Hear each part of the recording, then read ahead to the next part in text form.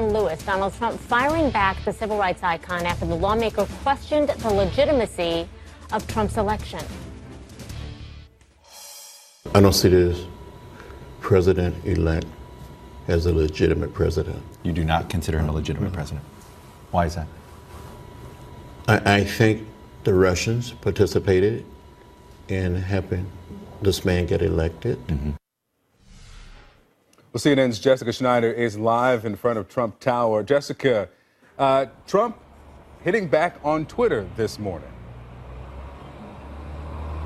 Yeah, that's right, Victor. You know, after Congressman John Lewis made those remarks saying that he doesn't view Donald Trump as a legitimate president, the president-elect did in fact fire back, as he often does, on Twitter, taking to Twitter just before 8 o'clock this morning in a series of 2 tweets saying this, saying Congressman John Lewis should spend more time on fixing and helping his district, which is in horrible shape and falling apart, not to mention crime infested, rather than falsely complaining about the election results.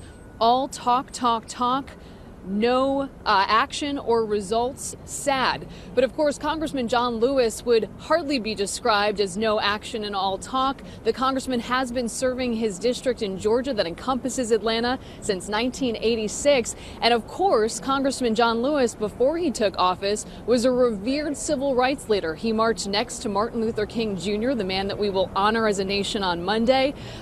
John Lewis also was one of the youngest speakers, 23 years old, at that March on Washington in 1963. And then, of course, notably in 1965, he led those Selma to Montgomery marches where they had those clashes with the Alabama state troopers. In fact, John Lewis at the time, he suffered a fractured skull with his run-ins with the state troopers. So John Lewis, hardly a man of all talk and no action.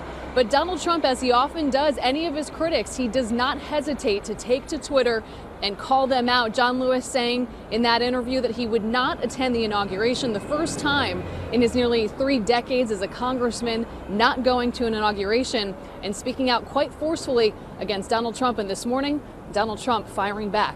Christy and Victor? Yeah, firing back on Twitter, and people are now going to Twitter and posting that phrase, all talk, talk, talk, no action, with pictures of Congressman Lewis from those days when he crossed the Edmund Pettus Bridge, was, as you said, marching with Dr. King and his work during the civil rights movement.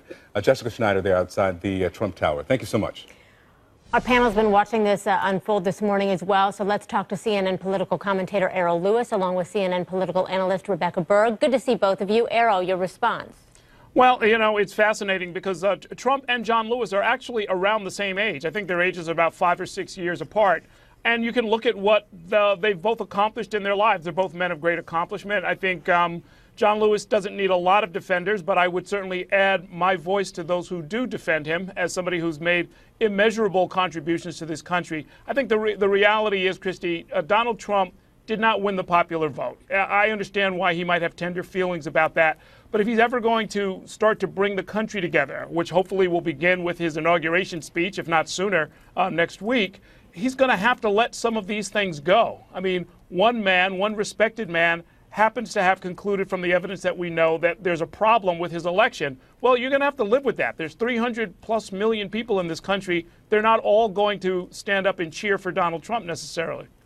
Rebecca, John Lewis said Trump's presidency was not legitimate. We heard there. We know that that's a hot button for Trump. Your reaction?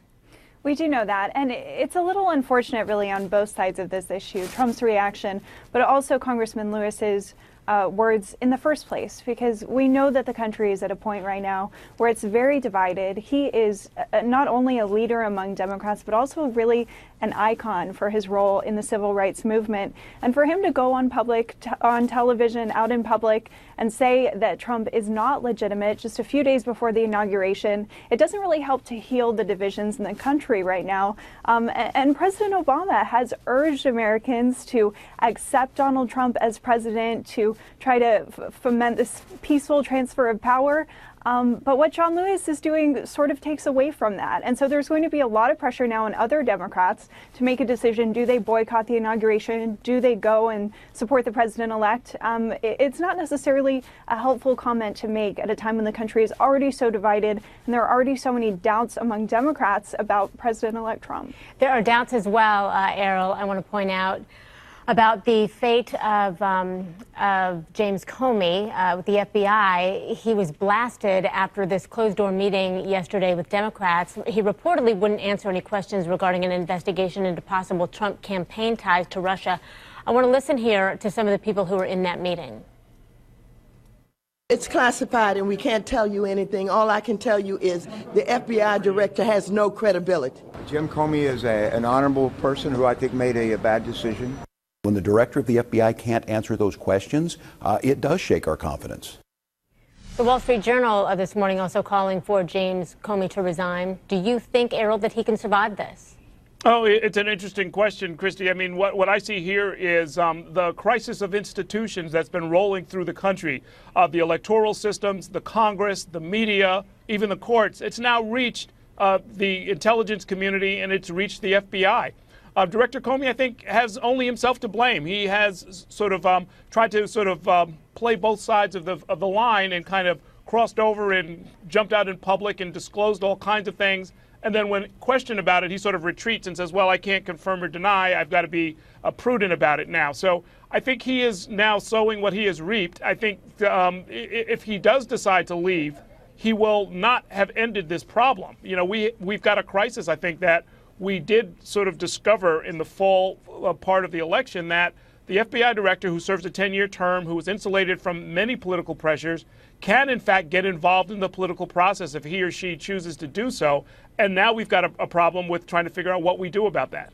What we do about that, what we do about Russia in general. And that brings me, Rebecca, to this. Donald Trump told the Wall Street Journal he's open to meeting with Vladimir Putin. If that meeting goes forward, what needs to happen? Well, that's a great question. Certainly, he wouldn't be the first president in recent memory to try to improve relations with Russia. President Obama did it. Of course, we remember Hillary Clinton going over to Russia with her reset button, and George W. Bush did it before that. But I think what Republicans and Democrats alike would urge Donald Trump in that setting is to be really clear-eyed about what Vladimir Putin wants, what his goals are. And actually, his pick for Secretary of State, Rex Tillerson, stressed that in his confirmation hearings this week, that he, if he were given that role, if he wins confirmation, would be clear-eyed and understands what Russia wants. And really, that's disorder in the West, that's chaos here in America with our political system. And certainly Russia wants to really change the world order to a place where they are one of the great powers again. And so I think everyone is going to be hoping, in terms of lawmakers, that Donald Trump goes into those talks with some clear-eyed sense of what Vladimir Putin wants out of this, and also a clear sense of what he would be willing to give up, because certainly Russia is not going to renew relations with the United States unless we're giving them something. And so I think Donald Trump is really going to need to think about what would he be comfortable giving Russia.